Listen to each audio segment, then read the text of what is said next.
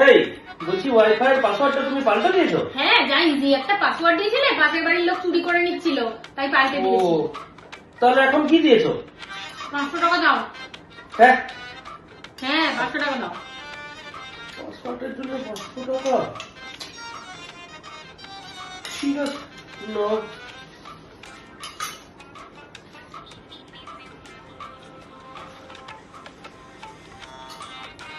এবার তো বলো। আরে 500 টাকা দাও। 500 টাকা? আরো 500 টাকা?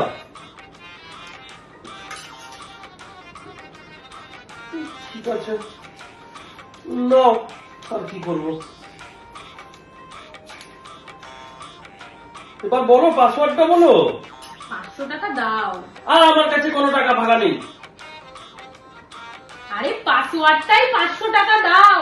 তখন থেকে বুঝতে পারছো না গাধা, তখন থেকেই বলে যাচ্ছি পাসওয়ার্ডটা 500 টাকা দাও, তুমি না বুঝে টাকা দিয়ে যাচ্ছ। আমার কি? এরকম পাসওয়ার্ড কে দেয়?